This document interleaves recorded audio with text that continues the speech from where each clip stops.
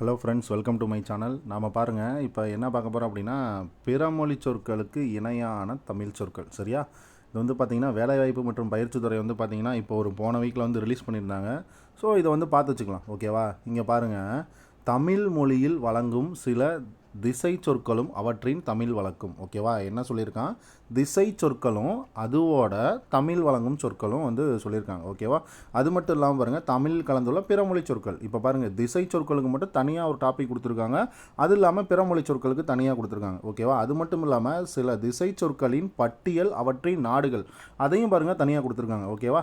அது மட்டும் இல்லாமல் 6ஆம் வகுப்புலேருந்து 12ஆம் வகுப்பு வரையில் இருக்கக்கூடிய புதிய புத்தகத்தில் இருக்கிற அந்த பிறமொழி சொற்களும், அதே மாதிரி பழைய புத்தகம், ஓகேவா, 6 to 12 இருக்கக்கூடிய பழைய புத்தகத்தில் இருக்கிற பிறமொழி சொற்களும் பார்த்தீங்கன்னா அதில் கொடுத்துருக்காங்க. ஓகேவா? அது மட்டும் இல்லாமல் எக்ஸ்ட்ரா இருக்கிற இதர சொற்களும் வந்து பார்த்திங்கன்னா அவங்க கொடுத்துருக்காங்க இந்த ஒரே பிடிஎஃப்பில். ஓகேவா? நம்ம ஃபஸ்ட்டு என்னன்னு பார்க்கலாம். ஓகேவா? ஃபஸ்ட்டு பாருங்கள், பிறமொழி சொற்களுக்கு இணையான தமிழ் சொற்கள் அப்படின்னா ஃபஸ்ட்டு என்ன அப்படின்றத நம்ம வந்து தெரிஞ்சுக்கலாம். சரியா? அப்போ பாருங்கள், வடமொழி போன்ற பிறமொழிகளில் இருந்து தமிழ் மொழியில் கலந்துள்ள சொற்களை தூய தமிழ் சொல்லாக மாற்றுவதை இப்பாடப்பகுதியின் நோக்கம். ஓகேவா? ஃபஸ்ட்டு என்ன டார்கெட் பண்ணுறாங்க? வடமொழி இந்த மாதிரி பிற மொழியிலிருந்து அதை வந்து என்னவா மாற்றுறாங்க? அந்த மொழி சொல்ல தமிழ் மொழிக்கு மாற்றுறாங்க. அதுதான் என்னது? பிறமொழி சொல்லன்னு தமிழ் சொல்லுக்கு இணையாக மாற்றுறது. அதை தான் வந்து இங்கே நோக்கமாக வச்சுருக்காங்க. பாருங்கள், ஃபஸ்ட்டு என்னென்னு சொல்லிடுறேன். இலக்கண முறைப்படி பார்த்திங்கன்னா பெயர்ச்சொல், வினைச்சொல், இடைச்சொல், உரிச்சொல் அப்படின்னு சொல்லி 4 வகையான சொல் வந்து பார்த்திங்கன்னா 4 வகையாக இருக்குதுன்னு சொல்லியிருக்கோம். ஓகேவா? இது வந்து இலக்கண முறைப்படி. அதுவே இலக்கிய முறைப்படி நீங்கள் எடுத்துக்கிட்டீங்க அப்படின்னா இயற் சொல், திரிசொல், திசை சொல், வட சொல் அப்படின்னு இலக்கிய வகையில் ஒரு 4 பிரிக்கிறாங்க. நம்ம இலக்கண வகைனா எல்லாருமே சொல்லிடுவோம், பெயர் சொல், வினைச்சொல், இடைச்சொல், உரிச்சொல்னு. ஓகேவா? ஆனால் அதே மாதிரி இலக்கிய வகையிலையும் ஒரு 4 பிரிக்கிறாங்க. என்னென்ன அது? இயற்சொல், திரிசொல், திசை சொல், வட சொல் அப்படின்ட்டு 4 பிரிக்கிறாங்க. அப்போ பாருங்கள், ஃபஸ்ட்டு இயற்சொல்னால் என்ன அப்படின்றத பார்க்கணும். ஓகேவா? அப்போ இயற்சொல்னா கடல், கப்பல், எழுதினான், படித்தான். இந்த சொற்களெல்லாம் வந்து நம்ம கவனிக்கிறப்ப பார்த்திங்கன்னா இதோட பொருள் இயல்பாகவே நம்மளுக்கு வந்து பார்த்திங்கன்னா புரிஞ்சிடும். சரியா? இப்போ கடல், கப்பல்னால் நம்மளுக்கு இயல்பாகவே புரியுது. அப்போ படித்தோடனே புரிகிற மாதிரி இருந்தது அப்படின்னா அது இயற்சொல் அப்படிம்பாங்க. ஓகேவா? அப்போ எளிதில் பொருள் விளங்கும் வகையில் அமைந்த சொற்கள் இயற்சொற்கள் எனப்படும். இது இயற்பெயர், இயற் சொல் பெயர், வினை, இடை, உரி என 4 வகையிலையும் வரும். அப்போ இயற்சொல்லையே பார்த்திங்கன்னா அதே மாதிரி இயற் சொல், ஓகேவா, அதாவது பெயர் இயற்சொல், வினை இயற்சொல், இடை இயற்சொல், ஓகேவா, உரி இயற்சொல் அப்படின்ட்டு 4 டைப்பில் வருன்றான். புரியுதா? நல்லா பார்த்து வச்சுக்கோங்க. இயற்சொல்லையே 4 டைப்பாக பிரியுது. என்னென்னது? பெயர் இயற்சொல், வினை இயற்சொல், இடை இயற்சொல், உரி இயற்சொல் 4 டைப்பாக பிரியுது. அப்போ அந்த 4க்கு எக்ஸாம்பிள் பார்க்கலாம். இப்போ பாருங்கள், மண், பொன். மண்ணுனா என்னது? மண். ஓகேவா? கீழே நிலத்தில் இருக்கிற மண் நம்மளுக்கு நல்லாவே பொருள் தெரியும். அதே மாதிரி பொண்ணுனா என்னது? தங்கம். ஓகேவா? அப்போ ரெண்டுக்குமே வந்து நம்மளுக்கு நார்மலாகவே பொருள் தெரியுது. அப்போ வந்து இதுக்கு என்ன அர்த்தம்? இது வந்து பெயர் தான் குறிக்குது. ஓகேவா? அப்போ பெயர் இயற் சொல். சரியா? அடுத்து நடந்தான், வந்தான். ஓகேவா? நடந்தான், வந்தான்னா நம்மளுக்கு ஈஸியாக பொருள் புரியுது. அங்கேருந்து இப்போ தான் நடந்து வந்தான் அப்படின்னு சொல்கிறோம். அப்போ இது வினை தானே, வந்தான் அப்படின்றது. அப்போ வினை இயற் சொல். அடுத்தது அவனை. அவனைனா நம்ம ஈஸியாக புரியுது, அங்கே நின்றுட்டு இருக்கவன் அவனை அப்படின்னு சொல்கிறோம். இல்லை அவனால் தான் அப்படின்னு சொல்கிறோம். அப்போ இதுவும் நம்மளுக்கு ஈஸியாக மீனிங் புரியுது. அப்போ இது இடை இயற் சொல். ஓகேவா? ஏன்னா இதெல்லாம் என்னது? இதெல்லாம் இடைச்சொற்கள் தானே. ஐ, அவனால், ஆள், இதெல்லாம் இடைச்சொல் தானே. அந்த ஐன்ற கான்செப்ட் என்னது? வேற்றுமை உறுப்பில் இடைச்சொல்ல தான் வரும். அதே மாதிரி ஆள் அப்படின்ற கான்செப்ட் என்ன? நம்மளுக்கு இடையில் வரக்கூடிய இடைச்சொல் தான் வரும். அடுத்தது பாருங்கள், மாநகர். மா அப்படின்றது என்னது? உரிச்சொற்றோடரா. அப்போ உரி இயற் சொல். ஓகேவா? ஸோ நல்லா பார்த்து வச்சுக்கோங்க. இதுதான் என்னது? இந்த இலக்கிய வகையில் இருக்கிற இயற்சொல்லோட வகைகள். இயற்சொல்ல இந்த 4 டைப் இருக்குது. ஸோ நல்லா தெளிவாக பார்த்து வச்சுக்கோங்க. சரியா? மண், பொன் அப்படின்னா என்ன? இது ஒரு பெயரை தான் குறிக்குது. பட் ஈஸியாக பொருள் நம்மளுக்கு தெரியுது. ஈஸியாக பொருள் நம்மளுக்கு தெரிஞ்சதுன்னா என்ன? அது பெயர் இயற்சொல். ஓகேவா? ஏன்னா இது பெயரில் தான் இருக்குது. அடுத்து நடந்தான், வந்தான். இது காமனாக வினைன்னு தெரியும். பட் ஆனால் என்ன? இயற் சொல்லா, திசை சொல்லா, திரி சொல்லா அப்படின்றது நம்மளுக்கு தெரியாது. அப்போ நடந்தான், வந்தானா ஈஸியாக புரியுது. அப்போ இயற் சொல் தான். அப்போ இது என்ன இயற் சொல்? வினை இயற் சொல். அடுத்தது அவனை, அவனால் அப்படின்னு சொல்கிறோம். ஓகேவா? அவனை, அவனால். இது வந்து உங்களுக்கு அந்த இடைச்சொற்களாக வந்து சொல்லலாம். ஓகேவா? ஏன் அப்படின்னா அந்த விகுதிகள் வந்து வந்துருச்சு. அவனை, அவனால், ஆள். ஓகேவா? இந்த வேற்றுமை உருபுல இருக்கக்கூடிய அந்த இடைச்சொற்கள்லாம் வந்துருச்சு. அப்போ இதை வந்து என்ன சொல்லலாம்? ஈஸியாக நம்மளுக்கு புரியுது, அவனை, அவனால்ன்றது. அப்போ இது எந்த இடைச்சொல் அப்படின்னா என்னது? இடை இயற் சொல். ஓகேவா? எந்த சொல் அப்படின்னா இடை இயற் சொல். அடுத்து மாநகர். மா அப்படின்றது என்னது? பெரிய. நம்ம ஸ்கூல் புக்கில் படிச்சிருப்போம். மானா அழகு, அறிவு, அளவு, அழைத்தல், துகள், மேன்மை, வயல், வண்டு, பெரிய, திருமகள், இந்த மாதிரிலாம் நம்ம வந்து படிச்சிருப்போம். மரம், விலங்கு அப்படின்னு படிச்சிருப்போம். ஸோ அதுதான். ஓகேவா? ஆனால் வந்து பார்த்திங்கன்னா இது உரிச்சொற்றோடரில் இருக்குது. ஓகேவா? அப்போ உரி இயற் சொல். சரியா? அடுத்தது பாருங்கள், இப்போ திரிசொல். இப்போ வந்து இயர் சொல்னா என்னென்னு படித்தாச்சு. ஓகேவா? என்னது, அதாவது படித்தவங்களுக்கு மட்டும் தான் புரியும்னு சொல்லி படித்தாச்சு. அதில் ஒரு 4 டைப்புன்னு பார்த்தாச்சு. அடுத்து இதில் பாருங்களேன், திரிசொல். கற்றவர்கள் மட்டும் பொருள் உணர்ந்து கொள்ளும் வகையில் அமைந்துள்ள சொற்கள் திரிசொற்கள் எனப்படும். அப்போ படித்தவங்க மட்டும்தான் இதுக்குண்டான பொருளை புரிஞ்சுக்க முடியும். மீதி இருக்க நார்மலாக படிக்காத இருக்காங்கல்ல, அவங்களுக்கு இது புரியாது. ஓகேவா? இப்போ தத்தை, ஆளி, செப்பினான் அப்படின்னு சொல்லுக்கு படித்தவங்களுக்கு மட்டும் தான் பொருள் தெரியும். இதை படிக்காத இருக்காங்கல்ல நார்மலாக, அவங்களுக்கு பொருள் புரியாது. அப்போ இயல்பாக இருக்கக்கூடியவங்களுக்கு இந்த பொருள் புரியாது. ஓகேவா? சரியா? அப்போ பாருங்கள், தத்தை அப்படின்னா கிளின்னு அர்த்தம். ஓகேவா? ஆளினா கடல் அப்படின்னு அர்த்தம்.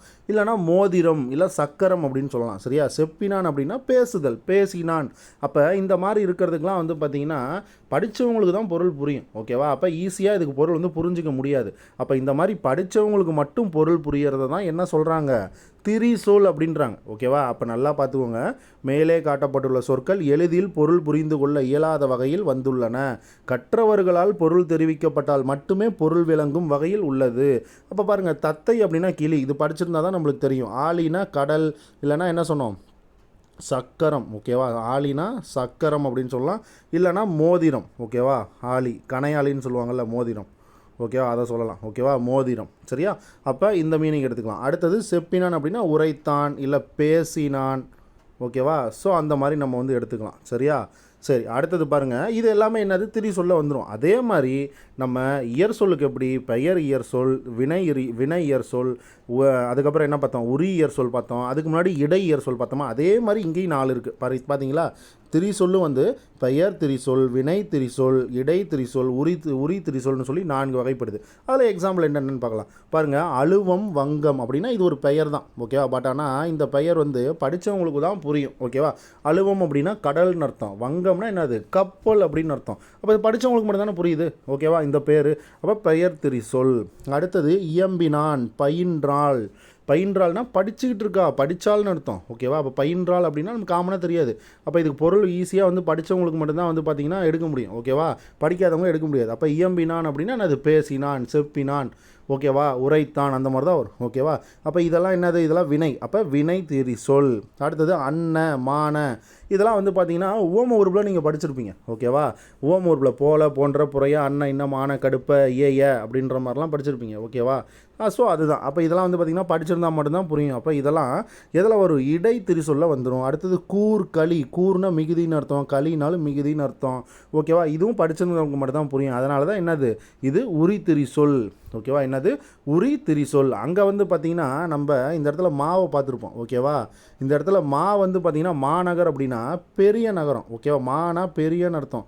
ஓகேவா? மானா பெரியன்னு அர்த்தம். இது கூட ஏதோ ஈஸியாக நம்ம போட்டுடலாம். மாநகர்னா நார்மலாக இருக்கிறவங்களுக்கு தெரியுது. ஓகேவா? அதனால் இது ஈஸியாக போட்டுடலாம். ஓகேவா? அது என்னது, உரி இயற் சொல். நல்லா பார்த்து வச்சுக்கோங்க. சரியா? சரி, அடுத்தது பார்க்கலாம். அடுத்தது திரிசொல்லோட வகைகள். ஓகேவா? திரிசொல்ல இப்படி ஒரு 2 டைப்பாக பிரிக்கிறாங்க. என்னென்னா, ஒரு பொருள் குறித்த, ஓகேவா, ஒரு பொருள் குறித்த பல திரிசொல், பல பொருள் குறித்த ஒரு திரிசொல் அப்படின்ட்டு 2ஆக பிரிக்கிறாங்க. ஓகேவா? நம்ம ஆல்ரெடி பார்த்தீங்கன்னா 4 டைப்பாக பார்த்தோம். என்ன பார்த்தோம், பெயர் திரிசொல், வினை திரிசொல், அதுக்கப்புறம் என்ன பார்த்தோம், இடை திரிசொல், உரி திரிசொல்னு 4 டைப் பார்த்தோம். அதே மாதிரி இங்கே இன்னும் 2 டைப்பாக பிரிக்கிறாங்க. அதாவது ஒரு பொருள் குறித்த பல திரிசொல், பல பொருள் குறித்த ஒரு திரிசொல். ஃபஸ்ட்டு இந்த ஒரு பொருள் குறித்த பல திரிசொல் வந்து பார்க்கலாம். ஓகேவா? இப்போ பாருங்கள், ஒரு பொருள் குறித்த பல திரிசொற்கள் அப்படின்னா நிறைய திரிசொற்கள்லாம் இருக்குது. ஓகேவா? கமலம், கஞ்சம், முண்டகம், முளரி, இது எல்லாமே பார்த்தீங்கன்னா திரிசொல் தான். ஏன்னா படித்தவங்களுக்கு மட்டும்தானே புரியும். பட் இதுக்கு மீனிங், இந்த 4த்துக்குமே மீனிங் பார்த்தீங்கன்னு வைங்களேன், தாமரைன்னு ஒரே மீனிங் தான் இருக்குது. சரியா? அப்போ இந்த ஒரு பொருளை மட்டும் குறிச்சிக்கிட்டு இருக்கிற பல திரிசொல் இதெல்லாம். ஓகேவா? இப்போ புரியுது அவங்களுக்கு ஏன் இந்த ஹெட்டிங் வந்தது அப்படின்னு. ஒரு பொருள் குறித்த பல திரிசொல்னா என்னது, ஒரே ஒரு பொருளை மட்டும்தான் இந்த எல்லா சொல்லுமே குறிக்குது. அப்போ கமலம்னாலும் தாமரை தான், கஞ்சம்னாலும் தாமரை தான், முண்டகம்னாலும் தாமரை தான், முளரினாலும் தாமரை தான். சரியா? அப்போ இது எல்லா திரிசொல்லுமே எதை குறிக்குது, ஒரே ஒரு பொருளை தான் குறிக்குது. அப்போ ஒரு பொருள் குறித்த பல திரிசொல், அதுக்கு இதான் மீனிங். அப்போ பாருங்கள், ஒரே ஒரு பொருளை தரும் பல திரிசொற்கள் தமிழில் உள்ளன. அவை ஒரு பொருள் குறித்த பல திரிசொல் எனப்படும். எடுத்துக்காட்டு தான் கொடுத்துருக்கான், கமலம், கஞ்சம், முண்டகம், முளரி. அப்போ இவை யாவும் தாமரை என்னும் ஒரே பொருளை குறிக்கும் பல திரிசொற்கள் ஆகும். இவை யாவும் பெயர் சொற்கள். எனவே ஒரு பொருள் குறித்த பல பெயர் திரிசொற்கள் ஆகும் அப்படின்றான். ஓகேவா? ஏன்னா இதெல்லாம் பெயர் சொற்கள் தானே. கமலமும் பெயர் தான், கஞ்சமும் பெயர் தான், முண்டகம் பெயர் தான், முளரியும் பெயர் தான். அப்போ இது எல்லாமே என்னது, ஒரு பொருள் குறித்த பல பெயர் திரிசொற்கள்னு சொல்லலாம். ஓகேவா? அடுத்தது பாருங்க, அடுத்தது செப்பினான், உரைத்தான், மொழிந்தான், இயமினான், இது எல்லாமே பார்த்தீங்கன்னா பேசினான். ஓகேவா. என்னது பேசினான் இல்லைனா சொன்னான். ஓகேவா. இது எல்லாமே இந்த ஒரே ஒரு வினையை மட்டும்தான் குறிக்குது. சரியா, இந்த ஒரே ஒரு வினையை மட்டும்தான் குறிக்குது. அப்போ இது எல்லாமே பாருங்களேன், செப்பினானாலும் பேசினான் தான், உரைத்தானாலும் பேசினான் தான், மொழிந்தானாலும் பேசினான் தான், இயம்பினானாலும் பேசினான் தான். ஸோ இது எல்லாமே பாருங்கள் சொன்னான் இல்லை பேசினான் என்னும் ஒரே ஒரு பொருளை மட்டும் தர பல திரிசொற்கள் ஆகும் அப்படின்றான். ஓகேவா. இதெல்லாம் என்னது, பல திரிசொற்கள் ஆகும். இவை யாவும் வினை சொற்கள். எனவே இவை ஒரு பொருள் குறித்த பல வினை திரிசொற்கள் எனப்படும். அங்கே எல்லாமே பெயர் சொல்லாக இருந்ததுனால ஒரு பொருள் குறித்த பல பெயர் சொற்கள், பெயர் திரிசொற்கள் அப்படின்னு படிச்சிருப்போம். இங்கே வந்து என்னது, எல்லாமே வினையாக இருக்குது. செப்பினான் வினை, உரைத்தான் வினை, மொழிந்தான் வினை, இயம்பினான் வினை. ஸோ நாலுமே வினையாக இருக்கிறதுனால பல பொருள் குறித்த, ஓகேவா, ஒரு பொருள் குறித்த பல வினை திரிசொல். சரியா, அண்டர்ஸ்டாண்ட் பண்ணிக்கோங்க. அடுத்தது பல பொருள் குறித்த ஒரு திரிசொல். ஓகேவா. இப்போ பாருங்கள், நம்ம முன்ன வந்து பார்த்தது வந்து பார்த்திங்கன்னா ஒரு பொருள் குறித்த பல திரிசொல். அங்கே அப்படியே அந்த ஒருவையும் இதையும் மாற்றி போட்டுக்கோங்க. ஓகேவா, அதான் இங்கே இது. ஓகேவா. பாருங்கள், பல பொருளை தரும் ஒரு திரிசொல்லும் தமிழில் உள்ளது, அது பல பொருள் குறித்த ஒரு திரிசொல் எனப்படும். ஸோ கன்ஃபியூஸ் ஆகிக்காதீங்க, தயவு செஞ்சு நல்லா பாருங்கள். ஆவி இந்த சொல்லுக்கு உயிர், பேய், மெல்லிய, புகை முதலான பல பொருள்கள் உள்ளன. ஆனால் ஆவின்ற சொல்லுக்கு, ஓகேவா, ஆவி என்பது பெயர் சொல் தான். எனவே இதனை பல பொருள் குறித்த ஒரு பெயர் திரிசொல் அப்படின்னு சொல்லி சொல்கிறாங்க. ஓகேவா. சரி, அடுத்தது பாருங்கள், இங்கே எடுத்துக்காட்டு கொடுத்துருக்கான். வீசு அப்படின்னா, வீசுனா எரி, சிதறு, பறவச்சை, ஆட்டு முதலான பல பொருட்கள் உள்ளன. வீசு என்பது வினைச்சொல். ஆமாம், இது வந்து வினை தானே. எனவே இதை பல பொருள் குறித்த ஒரு வினை திரிசொல்னு சொல்கிறாங்க. ஓகேவா. சரி, இதுவும் உங்களுக்கு புரிஞ்சிருக்கும். அடுத்தது பாருங்கள், திசைச்சொல். ஓகேவா. இப்போ திசைச்சொல் பார்க்கலாம். திசைச்சொல் வந்து தமிழ்நாட்டுக்கு அப்பால் உள்ள பிற பகுதிகளில் பேசப்படும் மொழிகளிலிருந்து வந்து தமிழ் மொழியில் கலந்து வரும் சொற்கள் திசை சொற்கள் எனப்படும்ன்றான். ஓகேவா. திசை சொற்கள்னால் என்ன, தமிழ்நாட்டை விட தாண்டி பக்கத்தில் இருக்கிற ஏரியாவில் பேசியிருக்கிறாங்க, பிற பகுதியில் பேசியிருக்கிறாங்க, அந்த அப்படியே ஃபாலோ பண்ணி இங்கே கொண்டு வந்து கலக்கி விட்டானுங்க. ஓகேவா, அதுதான் திசைச்சொல் அப்படின்னு சொல்கிறாங்க. அப்போ தமிழ்நாட்டுக்கு 4 திசைகளிலும் உள்ள பகுதிகளிலிருந்து தமிழ் மொழியில் வந்து வழங்கும் சொற்கள் தான் திசை சொற்கள் அப்படின்னு சொல்லி சொல்கிறாங்க. அப்போ அந்த மாதிரி என்னென்ன இருக்குது அப்படின்னா பாருங்கள், ஆசாமி அப்படின்னு கொடுத்துருக்கான். ஆசாமி, சாவி. ஆசாமி அப்படின்றது உருது மொழி சொல்லலாம். இது கொஸ்டினில் கேட்கலாம், தயவு செஞ்சு நல்லா பார்த்து வச்சுக்கோங்க. ஆசாமி அப்படின்றது எந்த மொழி சொல்னு சொல்லி கொஸ்டினில் வச்சு விட்ருவான், தயவு செஞ்சு நல்லா பாருங்கள். உருது மொழி சொல். அடுத்தது சாவி. சாவி இச்சொல் போர்ச்சுகீசிய மொழியில் உள்ளது. இதுவும் ரொம்ப முக்கியம். ஓகேவா. சாவி, சாவி, ஜன்னல், அலமாரி இதெல்லாம் நீங்கள் படிச்சிருப்போமா. ஓகேவா. இதெல்லாம் என்னது, இதெல்லாம் போர்ச்சுகீசிய சொற்களில் வந்துடுது. இதெல்லாம் பார்த்து வச்சுக்கோங்க. ஓகேவா, இதெல்லாம் நல்லா பார்த்து வச்சுக்கோங்க. அடுத்தது முற்காலத்தில் பாண்டிய நாட்டை தவிர, ஓகேவா, பாண்டிய நாட்டை தவிர தமிழ்நாட்டின் பிற பகுதிகளில் வழங்கிய கேணி, பெற்றம் போன்ற சொற்களை திசை சொற்கள் என்றே வழங்கினர். அப்போ பாருங்கள், இந்த மாதிரி பார்த்தீங்கன்னா பாண்டிய நாட்டில், ஓகேவா, முற்காலத்தில் பாண்டிய நாட்டை தவிர மற்ற பகுதியில், ஓகேவா, அப்போ பார்த்தீங்கன்னா கேணின்னு சொல்லுவாங்க. கேணி அப்படின்றது கிணறுன்னு அர்த்தம். சரியா. பெற்றம் அப்படின்னா பசுன்னு அர்த்தம். சரியா. கேணி அப்படின்னா என்ன அர்த்தம், கிணறுன்னு அர்த்தம். பெற்றம்னா பசுன்னு அர்த்தம். இதெல்லாம் வந்து திசை சொற்கள்னு சொல்கிறாங்க. அப்போ கேணினா என்னது, கிணறுன்னு நம்மளுக்கு தெரியணும், பெற்றம்னா பசுன்னு தெரியணும். பட் அது எந்த மொழி சொல்னு கேட்பாங்க. அது எந்த மொழி சொல், இந்த திசை சொற்களில் வரும். ஓகேவா. என்னது, இதெல்லாம் திசை சொற்களில் வரும். அதுதான் நம்மளுக்கு முக்கியம். ஓகேவா. சரி, அடுத்தது பாருங்கள், செந்தமிழ் நிலத்துடன் சேர்ந்து நாடுகளிலிருந்து, ஓகேவா, வரும் சொற்கள் என்னென்னு பார்க்கலாம். பெற்றம் அப்படின்னா பசுன்னு அர்த்தம். அப்போ இது வந்து திசை சொல். தல்லை, தல்லைனா தாயின்னு அர்த்தம். அச்சன் அப்படின்னா தந்தைன்னு அர்த்தம். பாலி அப்படின்னா சிறுகுலம். ஓகேவா, சிறுகுலம். அப்போ இந்த பெற்றம் வந்து எந்த பகுதியிலேருந்து வந்ததுன்னா தென்பாண்டி நாட்டு சொல்லாக இருந்தது. ஓகேவா, எங்கே, தென்பாண்டி நாட்டு சொல்லாக இருந்தது. ஓகேவா. அது தமிழில் என்னது, பசுன்னு அர்த்தம். தல்லை அப்படின்னா தாயின்னு அர்த்தம் தமிழில். இது குட்டநாட்டு சொல்லாக இருந்தது. ஓகேவா. என்ன நாட்டு சொல்லு, குட்டநாட்டு சொல்லாக இருந்தது. அடுத்து அச்சன் அப்படின்னா தந்தைன்னு அர்த்தம். ஓகேவா. இது என்னது, குடநாட்டு சொல்லாக இருந்தது. இந்த அச்சன் தந்தை வந்து பார்த்திங்கன்னா சூர்யா நடித்த கருப்பு படம். ஓகேவா. சூர்யா, ஆக்டர் சூர்யா இருக்காருல, அவர் நடித்த, ஓகேவா, அவர் நடித்த அந்த கருப்பு படத்தில் பார்த்திங்கன்னா அந்த மலையாள ஆக்டர் 2 பேர் இருப்பாங்க. ஓகேவா. அந்த பொண்ணு கூட பார்த்தீங்கன்னா கேன்சர் வந்து இறந்துரும். ஓகேவா. அதில் சொல்லுவாங்க, அந்த பொண்ணு பார்த்தீங்கன்னா அவங்க அப்பா வந்து அச்சன் அச்சன் அப்படின்ற மாதிரி தான் சொல்லுவாங்க. சரியா. அச்சன் அப்படின்னா தந்தைன்னு அர்த்தம். ஓகேவா. அதை பார்த்து வச்சுக்கோங்க. சரியா.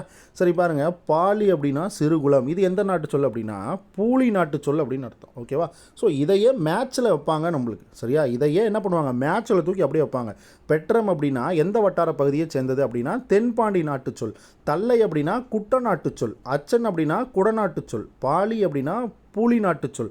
ஸோ இதையே மேட்ச்சில் வைப்பாங்க. தயவு செஞ்சு இந்த பாக்ஸை நல்லா பார்த்து வச்சுக்கோங்க. இதை மேட்ச்சில் அப்படியே வைப்பாங்க.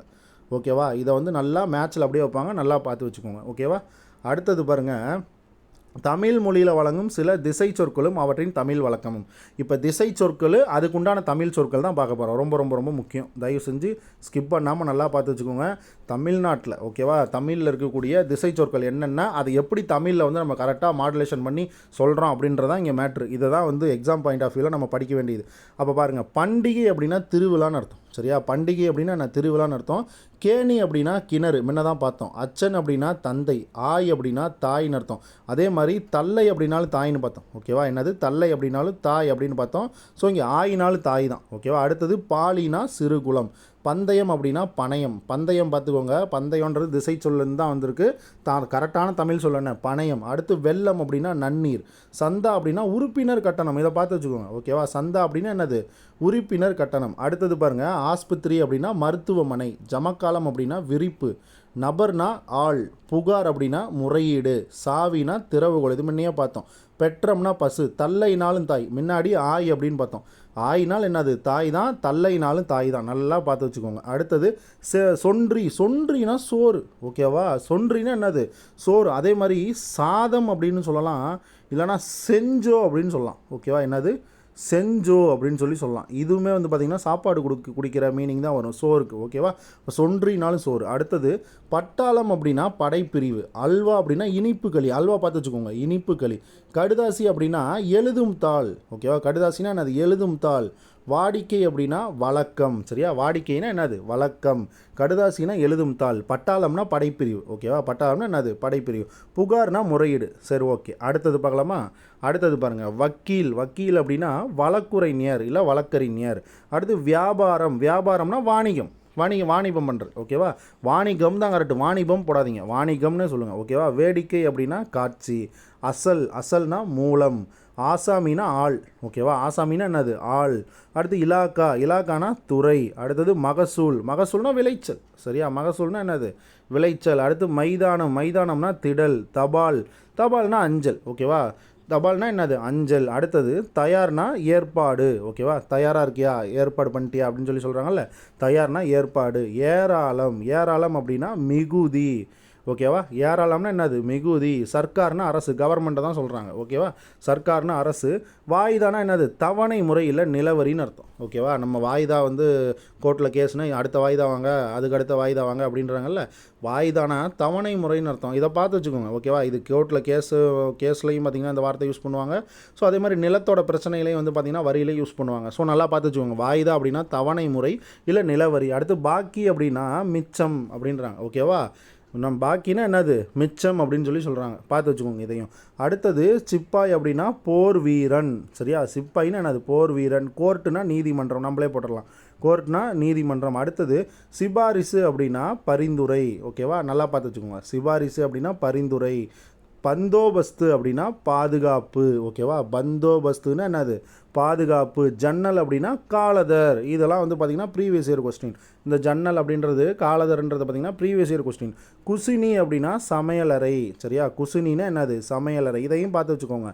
ஓகேவா, குசினி அப்படின்னா சமையலறை. இதையும் நல்லா பார்த்து வச்சுக்கோங்க. அடுத்தது போகலாம். ஓகேவா, பாருங்கள், கீழே வந்து நன்னூலார் சொல்லியிருக்காரு. என்ன சொல்லியிருக்காரு, செந்தமிழ் நிலம் சேர் பன்னிரு நிலத்தினும் 9 தமிழொலி நிலத்திலும். ஓகேவா, தம் குறிப்பினவே திசை சொல் என்ப அப்படின்னு யார் சொல்லியிருக்காரு, இந்த நன்னூலால் சொல்லியிருக்காரு. 273வது பாடல் அடி. ஓகேவா, அதில் அந்த அடியில் வந்து சொல்லியிருக்காரு பாடலில். பாருங்கள், செந்தமிழ் நிலம் சேர் பன்னிரு நிலத்திலும் 9 தமிழொலி நிலத்திலும். ஓகேவா, அடுத்து பாருங்கள், தம் குறிப்பினவே திசை சொல் என்ப அப்படின்னு சொல்லியிருக்காரு. யார், நன்னூல். நல்லா பார்த்து வச்சுக்கோங்க. ஓகேவா, இதில் இந்த குசினிலாம் நல்லா பார்த்துக்கோங்க, ஜன்னல் பார்த்துக்கோங்க, பந்தோபஸ்தெல்லாம் நல்லா பார்த்துக்கோங்க. ஓகேவா, அல்வான இனிப்புகளி. ஸோ எல்லாமே முக்கியம். அடுத்தது பாருங்கள், சில திசை சொற்களின் பட்டியல் அவற்றின் நாடுகள். நாடு கொண்டு கொடுத்துருக்கான்.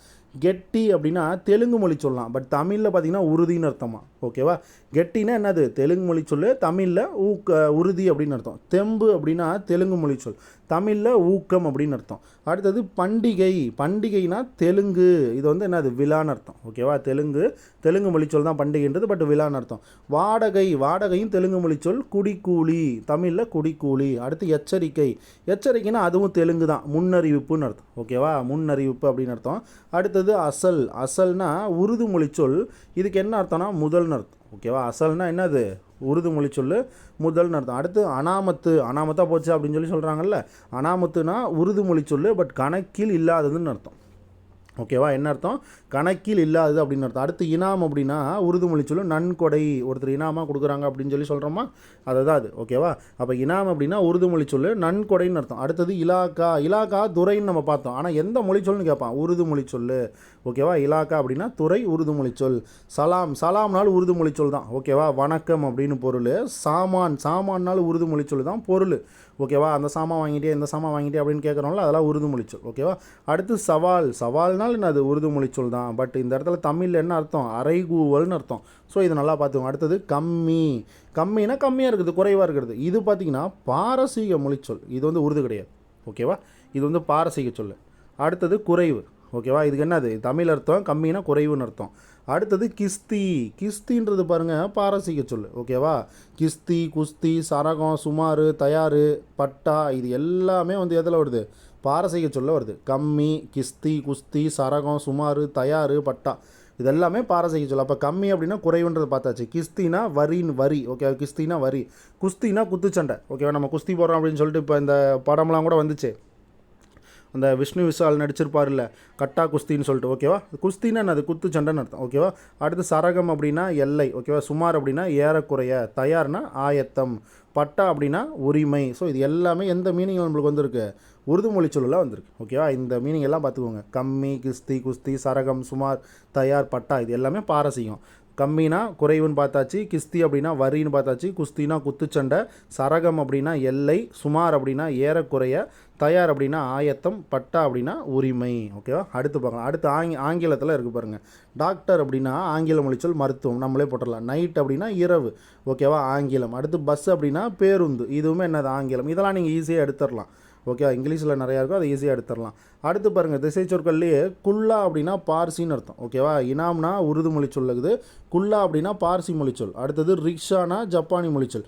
பார்சியில் பாருங்களேன், இதில் வந்து 2 இருக்குது. ஓகேவா, என்னென்னா குல்லா, பஜார். ஓகேவா, அப்போ குல்லா, பஜாரு, என்னது குல்லா, பஸாரு. இதை வந்து எப்படி நீங்கள் ஞாபகம் வச்சுக்கிறீங்க அப்படின்னா, குல்லா போட்டுக்கிட்டு பஸார் போனா அப்படின்னு ஞாபகம் வச்சுக்கோங்க. ஓகேவா, குல்லா போட்டுக்கிட்டு பஸார் போனா அப்படின்னு ஞாபகம் வச்சுக்கோங்க. எந்த மொழிச்சொல் அப்படின்னா பார்சி. ஓகேவா, என்னது பார்சி. குல்லா போட்டுக்கிட்டு பஸார் போனால் ஞாபகம் வச்சுக்கோங்க, இது வந்து பார்சி மொழிச்சொல். அடுத்தது ரிக்ஷா அப்படின்னா ஜப்பான். ஓகேவா, ஜப்பானில் இது ஒன்று தான் இருக்குன்னு நினைக்கிறேன், ஸ்கூல் புக்லேயே இது ஒன்று தான் இருக்குது. ஓகேவா, ரிக்ஷா அப்படின்னா ஜப்பான் அப்படின்னு அர்த்தம். ஓகேவா, அடுத்தது பாருங்கள், ஒரு 4 சொல் வந்து பார்த்தீங்கன்னா முக்கியமானது. எது எது எது அப்படின்னா அலமாரி, அதுக்கப்புறம் பார்த்தீங்கன்னா இந்த பேனா, அதுக்கப்புறம் பார்த்தீங்கன்னா இந்த என்ன ஒன்று ஒரு கடுதாசி. ஸோ இதுக்கு ஒரு ஷார்ட்கட் சொல்கிற பாருங்க, இது 3 போர்ச்சுகீஸியம். ஓகேவா, அலமாரி, பேனா, கடுதாசி. ஓகேவா, இப்போ ஒன்றும் கிடையாது. ஓகேவா, பேனாவில் கடுதாசி எழுதி அலமாரியில் வச்சேன் அப்படின்னு ஞாபகம் வச்சுக்கோங்க. ஓகேவா, பேனாவில் கடுதாசி எழுதி அலமாரியில் வச்சேன் அப்படின்னு ஞாபகம் வச்சுக்கோங்க. ஓகேவா, இது 3 எந்த மொழி சொல்லு, போர்ச்சுகீசிய மொழி சொல். ஓகேவா, இல்லை அப்படின்னா பேனாவில் கடுதாசி எழுதி அலமாரியில் போட்டுட்டேன் அப்படின்னு ஞாபகம் வச்சுக்கோங்க. போர்ச்சுகீசியம் போட்டுட்டேன் அப்படின்னா போர்ச்சுகீசியம். சரியா, இது 3த்தையும் லிங்க் பண்ணிக்கோங்க. ஓகேவா, ஏன்னா இது 3 ரொம்ப முக்கியம். சரியா, அப்போ என்னது பேனா, அலமாரி, இது கடுதாசி, இது 3மே இதில் வந்துடும் உங்களுக்கு, இதில் வந்துடும். ஓகேவா, போர்ச்சுகீசியமில் வந்துடும். அடுத்து பாருங்கள், எக்கச்சக்கம். எக்கச்சக்கம்னா தெலுங்கு. ஓகேவா, தெலுங்கில் இது ஒன்று தான் இருக்கும். ஓகேவா, இந்த இடத்துல. ஓகேவா, இதில் ஸ்கூல் புக்கில் இருக்கிறது இதெல்லாம். எக்கச்சக்கம்னா தெலுங்கு. அடுத்து நபர்னா அரபி. ஓகேவா, நபர்னா ஒரு ஆள் அப்படின்னு சொல்லி சொல்கிறோம்ல, அரபி. அடுத்து ரூபாய்னா இந்துஸ்தானி, இது நீங்கள் போட்டுருவீங்க. ஓகேவா, ரூபாய்னா இந்துஸ்தானி. ஜாஸ்தி அப்படின்னா அதிகமாக மிகுதி அப்படின்னு சொல்கிறோம்ல, அப்போ இது உருது. ஓகேவா, ஜாஸ்தி அப்படின்னா உருது, இதையும் பார்த்துக்கோங்க. அடுத்து பாருங்கள், துட்டுனா டச்சு. ஓகேவா, டச்சுக்காரனுங்க. ஓகேவா, டச்சு கம்பெனிலாம் நம்ம பார்த்துருப்போம்ல, அங்கேருந்து இந்த வார்த்தை வந்தது. ஓகேவா, துட்டுன்னா என்னது டச்சு மொழி சொல். அடுத்தது பீரோனா ஃப்ரெஞ்சு. ஓகேவா, அங்கே பாருங்கள், சின்ன பி இங்கே பெரிய பீன்னு வந்துடும். ஓகேவா, பீரோனா ஃப்ரெஞ்சு. கடுதாசி முன்னையாக பார்த்தாச்சு, போர்ச்சுகீசியம். என்னது நம்ம என்ன பார்த்தோம், பேனாவில் கடுதாசி எழுதி அலமாரியில் போட்டு வைன்றது போர்ச்சுகீசியம். ஓகேவா, ஸோ நல்லா பார்த்து வச்சுக்கோங்க. அடுத்து பாருங்கள், வடசொல் தான் வந்து பார்த்திங்கன்னா ரொம்ப அதிகமாக இருக்கும். ஓகேவா, வடசொல் தான் ரொம்ப அதிகமாக இருக்கும். இங்கே பாருங்கள், வருடம், மாதம், கமலம், விடம், சக்கரம் முதலிய சொற்கள் தமிழில் வழக்கில் இருந்தாலும் இவை தமிழ் சொற்கள் அல்ல, இவை வடமொழி சொற்கள் எனப்படும். சமஸ்கிருத மொழி சொற்கள் பாருங்கள், இவை வடமொழி சொற்கள் எனப்படும், சமஸ்கிருத மொழி சொற்கள் ஆகும். இவ்வாறு வடமொழியிலிருந்து வந்து தமிழில் இடம்பெறும் சொற்கள் வடச்சொற்கள் எனப்படும். ஓகேவா, இப்போ வடச்சொற்களை தற்சமம் என்றும் தற்பாமம் என்றும் 2 வகையாக பிரிக்கலாம். ஓகேவா, வடச்சொற்களை என்னென்னு பிரிக்கலாம், ஃபஸ்ட்டு தற்சமம். ஓகேவா, தற்சமம். அடுத்தது என்ன பிரிக்கலாம், தற்பவம். ஓகேவா, தற்பவம் அப்படின்ட்டு ரெண்டாக பிரிக்கலான்றாங்க. ஓகேவா, அப்போ இது ரெண்டுக்கும் நம்மளுக்கு மீனிங் தெரியணும். அப்போ பாருங்கள், தற்சமம் அப்படின்னா வடமொழி சொற்கள் தமிழ் மொழியில் ஓகேவா தமிழ் சொற்கள் போன்றே மாற்றமின்றி வருவது தற்சமம்னு சொல்கிறோம். ஓகேவா, இப்போ எந்த ஒரு மாற்றமும் கிடையாது. இப்போ கமலம் அப்படின்னா தமிழ் மொழியிலேயே நம்ம கமலம்னு எழுதுகிறோம். ஓகே, பட் கமலம்னா இதுக்கு என்ன அர்த்தம், தாமரைன்னு அர்த்தம். சரியா, நம்ம தாமரைன்னு அர்த்தம். ஆனால் நம்ம என்ன சொல்கிறோம், கமலம்னு அப்படியே எழுதிக்கிட்டே வந்துட்டுருக்கோம். ஓகேவா, அதே மாதிரி பார்த்தீங்கன்னா காரணம், காரணம்ன்றது வந்து பார்த்தீங்க அப்படின்னா ஏதோ ஒரு காரணம், பட் ஆனால் இது வேறு மொழி சொல், வடமொழி சொல்லலாம். ஓகேவா, காரணம்ன்றது வடமொழி சொல். ஆனால் நம்ம எழுதும்போது எப்படி எழுதுகிறோம், இந்த மாதிரி காரணம் அப்படியே தான் எழுதுறோம். ஓகே, எழுதும்போது இப்படியே தான் காரணம்னு அப்படியே எழுதுறோம். ஸோ இந்த வடமொழி சொற்கள்லாம் எழுதும்போதும் சரி பேசும்போதும் சரி அப்படியே இருந்துச்சு அப்படின்னா அதை வந்து நம்ம தற்சமம்னு சொல்கிறோம். ஓகேவா, பேசும்போது எந்த பொருள் மாறாமல் அப்படியே இருந்துச்சு அப்படின்னா என்ன சொல்கிறோம், அப்படியே எழுதணும் அப்படின்னா அது தற்சமம். ஓகேவா, அப்போ பாருங்கள், இச்சொற்களில் வடமொழிக்குரிய சிறப்பு எழுத்து எதுவும் இல்லை. இவற்றில் தமிழ் எழுத்துக்களே இடம்பெற்றுள்ளன. எனவே இச்சொற்கள் தற்சமம் என்று அழைக்கப்படுகிறது. மேருன்னா என்னது, மலைன்னு அர்த்தம். ஓகேவா, ஆனால் நம்ம மலை இமயமலை தானே மேருனா, பட் ஆனால் அங்கே இமயமலையில் தான் நம்ம என்ன சொல்கிறோம், மேருன்னு தான் எழுதுகிறோம். ஓகேவா, அது இல்லாமல் வடமொழி சொற்கள், வடமொழி எழுத்துக்களே இதில் கிடையாது. ஓகே, வடமொழி எழுத்துக்கள் எதுவும் இல்லை. பட் ஆனால் இதெல்லாம் வடமொழி சொற்கள் தான். ஓகேவா, கமலம்னாலும் சரி, காரணம்னாலும் சரி, மேருனாலும் சரி, இது எல்லாமே வடமொழி சொற்கள் தான். அதை தான் இங்கே சொல்லியிருக்காங்க. ஓகேவா, இப்போ இது எல்லாமே என்னது, இதெல்லாம் தற்சமம்னு அர்த்தம். ஓகேவா, தற்சமம்னா என்னது, எந்த ஒரு சேஞ்சஸுமே இருக்கக்கூடாது. வடமொழியில் இருக்கிறத அப்படியே தமிழ் மொழிக்கு எழுதுறது. ஓகேவா, எந்த ஒரு சேஞ்சஸுமே இருக்கக்கூடாது. அப்படி இருந்ததுன்னா என்னது, தற்சமம். இப்போ அதுவே பார்த்தீங்கன்னா ஏதாவது சேஞ்சஸ் இருக்கணும். ஏதாவது சேஞ்சஸ் இருந்தது அப்படின்னா அது தற்பவம். அவ்வளோதான்ப்பா. ஓகேவா, சேஞ்சஸ் இருந்துச்சுன்னா என்ன, அதுதான் தற்பவம். இப்போ தற்சமத்துக்கும் தற்பவத்துக்கும் என்னென்னு உங்களுக்கு ஒரு ஐடியா கிடச்சிருக்கும். அப்போ பாருங்கள், வடமொழிக்குரிய சிறப்பு எழுத்துக்கள் தமிழ். ஓகேவா, தமிழ் தன்மைக்கேற்ப மாறி வருவது தற்பவம் எனப்படும். இவற்றில் வடமொழிக்கே உரிய ஒலிப்புகளை கொண்ட எழுத்துக்கள் தமிழ் மொழிக்கேற்ப மாறி வந்துள்ளன அப்படின்றான். ஓகேவா, அப்போ ஒலிப்புக்கேற்ப என்னது தமிழ் மொழியில் மாற்றிக்கிறாங்க. அப்போ பங்கஜம் அப்படின்றத பங்கயம் அப்படின்னு மாற்றுறாங்க. சரியா, பங்கஜம் அப்படின்றத எப்படி மாற்றுறான், பங்கயம் அப்படின்னு மாற்றுறான். ரிஷபம் அப்படின்றத இடபம்னு மாற்றுறான். ஓகேவா, ரிஷபம்ன்றதை என்ன மாற்றுறான், இடபம் அப்படின்னு மாற்றுறான். இடபம் அப்படின்னா நம்மளுக்கு ஆல்ரெடி மீனிங் தெரியும், காலை அப்படின்னு ஒரு மீனிங்கை குறிக்கும். ஓகேவா, ரிஷபத்துக்கு என்னது, ஓகேவா, இடபம் அப்படின்ற சொல்லுக்கு காலை அப்படின்ற ஒரு மீனிங்கை குறிக்கும். ஓரெழுத்து ஒரு மொழியில் கூட இது இருக்குது. ஓகேவா, சரி, அடுத்து பாருங்கள், ஹரி. ஹரி அப்படின்னா ஹரின்னு நம்ம மாற்றிடுறோம். ஓகேவா, இதெல்லாம் வந்து என்னது, இதெல்லாம் தற்பவம். ஏன்னா வார்த்தையே மாறுது இல்லை, அப்போ தற்பவம். அடுத்தது பக்ஷி. பக்ஷினா பச்சி அப்படின்னு எழுதுறோம். ஓகேவா, பக்ஷி அப்படின்றத பச்சி அப்படின்னு எழுதுகிறோம். ஓகேவா, ஸோ இது வந்து பார்த்திங்கன்னா நம்மளுக்கு வந்து ரொம்ப ரொம்ப முக்கியம். ஓகேவா, அடுத்தது பாருங்கள், சரஸ்வதி. சரஸ்வதினா பாருங்கள், சரஸ்வதி அந்த சூவை இந்த இடத்துல போட்டுறோம். ஓகேவா, இந்த இடத்துல என்ன போட்டுறோம், சூ அப்படின்றத போட்டுறோம். ஸோ இது ரொம்ப முக்கியம். அடுத்தது வருஷம். வருஷம் அப்படின்னா வருடம் அப்படின்னு போட்டுறோம். ஓகேவா, ஸோ இதெல்லாமே என்னது, அப்படி இருக்கிறத அப்படியே எழுதிடுறோம். ஓகேவா, அப்போ இவற்றில் வடமொழிக்கே உரிய ஒலிப்புகளை, ஓகேவா, ஒலிப்புகளை கொண்ட எழுத்துக்கள் தமிழ் மொழிக்கு ஏற்ப மாறி வந்துள்ளன. எனவே தற்பவம் என்று அழைக்கப்படுகின்றன. என்ன சொல்கிறாங்க, எனவே தற்பவம் என்று அழைக்கப்படுகின்றன. அடுத்து பாருங்கள், ஸோ இதெல்லாம் நம்ம அப்புறம் பார்க்கலாம். ஓகேவா, இதெல்லாம் பாருங்கள் நிறையா ஃபுல்லாக இருக்கும். சரியா, இதெல்லாம் வந்து நம்ம நெக்ஸ்ட் வீடியோவில் பார்க்கலாம். ஸோ இதெல்லாம் நம்ம பார்த்தோம் அப்படின்னா நிறையா இருக்குது. ஸோ இதிலேருந்து நம்ம நெக்ஸ்ட் வீடியோவில் பார்க்கலாம். ஓகேவா, என்னென்ன வடமொழியில் இருக்குது, பிறமொழி சொல்ல என்னென்ன இருக்குது அப்படின்றத பார்க்கலாம். இதோட வந்து நம்ம ஸ்டாப் பண்ணிக்குவோம். ஓகேவா, ஸோ 4 டைப் ஆஃப் இலக்கண சொற்களும் 4 டைப் ஆஃப் இலக்கிய சொற்களும் நம்மளுக்கு தெரியணும். நாம் என்ன பார்த்துருக்கோம், 4 வகையான இலக்கிய சொற்கள் மட்டும் இங்கே பார்த்துருக்கோம். ஓகேவா, 4 வகையான இலக்கிய சொற்கள் மட்டும் பார்த்தீங்க அப்படின்னா நம்ம பார்த்துருக்கோம். சரியா, ஸோ அதுவே ரொம்ப முக்கியம். ஓகேவா, ஓகே ஃப்ரெண்ட்ஸ், தேங்க்யூ. நெக்ஸ்ட் வீடியோவில் பார்ப்போம்.